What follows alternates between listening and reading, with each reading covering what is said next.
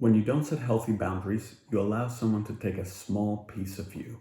At first, it doesn't seem like a big deal. It's only one piece, and you are still standing. Therefore, you believe that it doesn't do you any harm. However, this continues to happen again and again.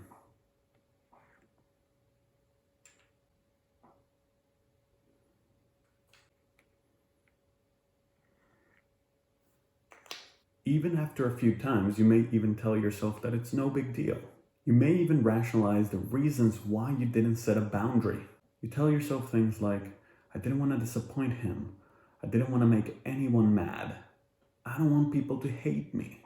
But then the people around you learn that they can push your boundaries.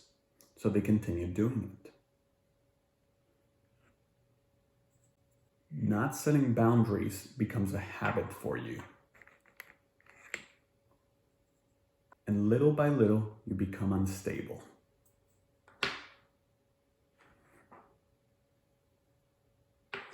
But even then, you are still standing. So you keep telling yourself that it's okay for people to push your boundaries. Until one day, you break down. Here, you lost your sense of self. You might have blown up for something that seemed trivial, but it was your final straw. You may not realize this, but this moment had been brewing for a long time. I'm Jeffrey, I'm a licensed therapist, and I'm here to share a few ways that you can set healthy boundaries so you don't end up like this Jenga tower. You may be asking yourself, why is it so difficult for me to set boundaries? Well, the first barrier for setting healthy boundaries is learning that it's okay to disappoint other people and it's okay to upset other people. You cannot be liked by everyone. Saying no is much easier said than done.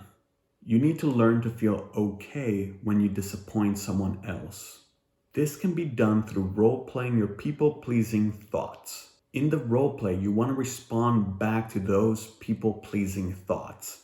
A people-pleasing thought sounds like this. I should never upset others. I should not disappoint other people. Everyone should like me. Try to come back with rational responses, such as, it's okay for others to be upset with me. I can tolerate it. I can accept the fact that not everyone is going to like me. I can tolerate and accept that someone is going to be mad at me at some point. I can get through this uncomfortable moment because the boundary will benefit me in the long run. After you work through your thoughts and you firmly believe that it's okay to disappoint other people, that it's okay that other people may not like you, and that it's okay that you might upset others, then it's time to set boundaries. The first boundary is learning to say no. When somebody asks you to do something you don't want to do, politely reject them. As I mentioned earlier, this is hard to do, but I know that you can do it. Here's an example. Unfortunately, I don't have time to do such activity, but I appreciate you asking. Another example is, thank you for trusting me to do more work. Unfortunately, I already have a lot on my plate. If they keep insisting, it's even more important to continue to set the boundary. And if they try to manipulate you by guilt-tripping you or some other tactic, then it's even more vital to set the boundary. Because if you don't, not only would you be hurting yourself, but you're reinforcing their tactics. The second way to set a boundary is to vocalize your emotions, your needs, and your desires. This can be done through an I statement. An I statement consists of 4 parts. The first part is to vocalize the emotion that you're feeling. I feel hurt, I feel angry, I feel upset. The second part is to vocalize the reason for your emotion without using the word you.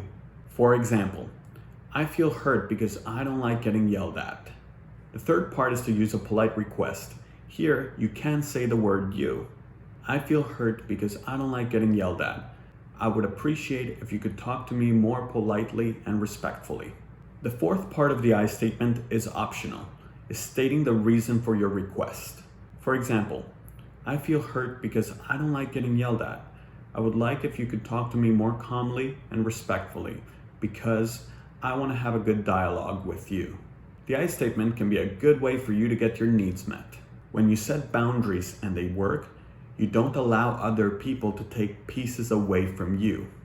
Even better, when you finally start taking care of yourself, you will start building yourself back up. Little by little, you will become stronger, and then next time, you will be unshakable. That's it for today's video. Thank you for watching. If you like this video, make sure to give it a thumbs up.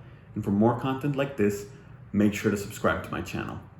Thank you, and see you in the next one.